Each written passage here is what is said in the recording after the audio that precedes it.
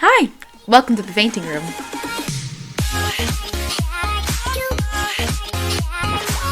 Hi everyone, welcome back to the painting room for episode 2. My name is Julia, I'm your host, and I really miss 2012. Aww. Now to recap, last week we talked a lot about the cult of domesticity and its oppressive stigmas it created around women within the mid-1800s. But for this week's episode, we're going to be taking a more modern take on what the politics of sex are, with Kate Millett's book, Sexual Politics. Now, Kate Millett was an American feminist, writer, and activist. I just want to say that there's a lot of details and complexity that goes into studying the second wave feminist movement. So, spoiler alert, I won't be getting all of it today. The way I want to structure this podcast is not by time period, like chronologically. I want to go by relevant topic and what you guys want to hear. I don't want this to become a history lecture because honestly, that does no one any good. So, I digress.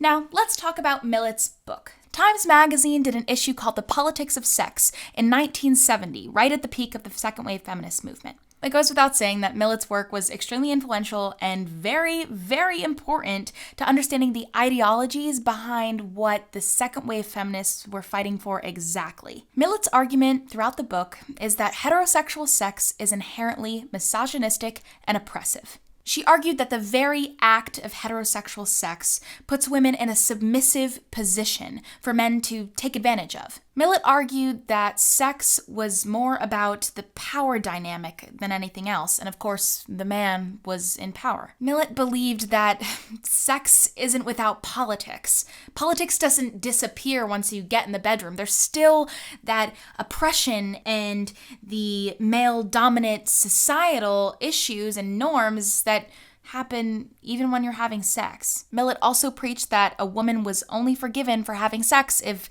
she was in love. So men knowing that would be taking advantage of her and saying that they were in love too, and then leave as soon as they orgasmed. Now, listen, I can recognize that these are bold statements, but Millett's preachings do have some weight. It had a significant influence on how people saw women and the women's movement and how people saw heterosexual sex. Now, as I mentioned before, Millett's work was absolutely praised by Times Magazine in 1970, so a lot of people heard and resonated with what she was talking about across the country.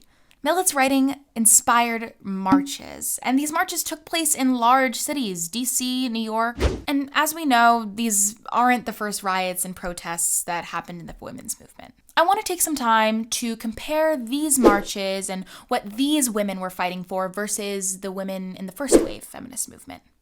Now, the first wave feminist movement was categorized during the time where women attempted to get the right to vote in the 1910s. But see, the protests and riots, for the most part, stopped once they did. This is something we refer to as de jure discrimination laws. So the first wave feminist movement was more political and solved once they obtained the right to vote in 1920. Now, this differs from the second wave feminist movement because the solution couldn't really have ended in a law. While the law was important to solving the issues, a lot of second wave feminists did not want to stop there. That's where we get to the idea of de jure versus de facto discrimination. De jure discrimination can be categorized as discrimination that is written in law, explicitly oppressive. But see, de facto discrimination is discrimination that happens in reality. This type of discrimination, as I'm sure you can understand, is extremely hard to solve. I want to take a second to recognize that this is really what we talk about when we talk about police brutality. A main argument in the Blue Lives Matter community is that there's no explicit law demeaning the African American community. But see, by saying that, they're completely undermining the much larger issue of de facto discrimination. Certain laws put in place, while they're not directly explicit, they are absolutely meant to demean and target the African American community. I'd say I hate to get political, but fuck it, it's my show and I'm getting political. The issue between de facto and de jure discrimination go beyond gender discrimination. And it's so important that everyone recognizes the fact that even though there aren't explicit laws and it says that black people can't do this and black people can't do that and minorities can't do this, those laws are not specific. But we have created a system that is meant to target minorities, communities that don't have the resources that have systematically been given to people that have privilege, i.e. white people. That's the difference between racism. Racism that's not socially acceptable at all, saying the N-word and being outwardly racist to someone. And that's what these marches in the 60s and 70s were about during the second wave feminist movement. They were specifically targeting the systematic and institutionalized gender discrimination that occurred in society. See, by law, we had the right to vote. By law, we were allowed to own property. By law, we had marriage rights. But in reality, things were not like that. They were fighting things that can't be changed by law necessarily. Things like workplace discrimination, sexual assault. And yes, I'm not putting down the fact that laws can certainly help those issues, but I think we can all agree that laws really aren't enough. It's the minds that have to change. And that's what the second wave feminist movement was all about. Okay, lots of big words. You know what that means. It is now time for our intermission.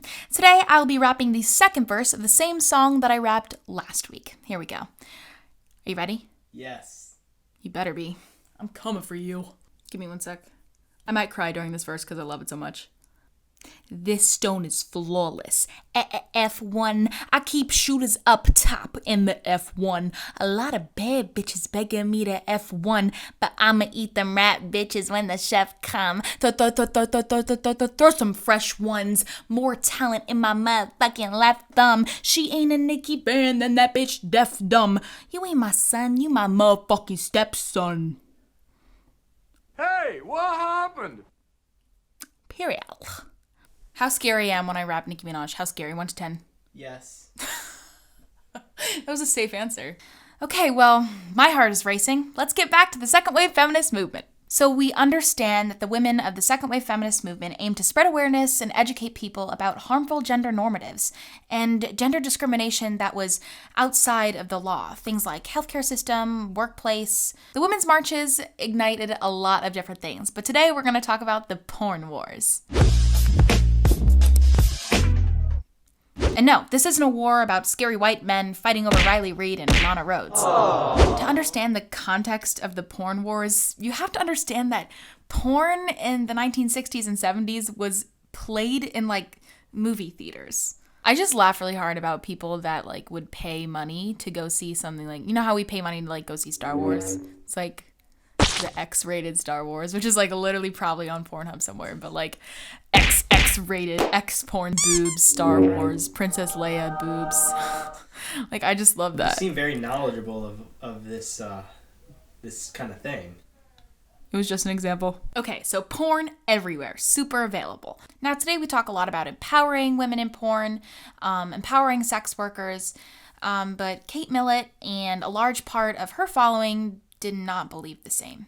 See, these women wanted to banish porn in its entirety because it glorified exactly what they were fighting against. A lot of porn, especially back then, really glorified oppressive values and put women in submissive positions. And of course it wasn't just porn, it was media and advertisements that demeaned women in a sexual way. Now, on this end stood Gloria Steinem, who's very famous for her expose on the Playboy Club in the 1970s. Now, directly opposing these women were the so-called sex-positive feminists. These women believed that we should be glorifying sexual needs and not censoring it. They went so far as to say that women that wanted to censor porn were anti-feminists. The porn wars caused a division that eventually led to the downfall of the second wave feminist movement, along with the conservative uprising in the 1980s after the AIDS crisis. But the question that the porn wars brought up is something that I still see today. I still see feminists calling people anti-feminists over porn and glorifying sex workers and plastic surgery, things like that. So my question to you is, what is right? What's the real definition of feminism? And is heterosexual sex is something that's inherently misogynistic? If so, what the fuck do we do? Were the feminists that were trying to censor porn unjust or valid? Please leave a comment with your opinion or argument as to what you think is right. And next week, we're going to be talking more about this definition of feminism. So that's it for today. Thank you for sticking with me this far, and make sure to follow us on Instagram and subscribe to this channel. And now I'm going to Google search the porn wars and see what kind of shit comes up. See you next week. Bye!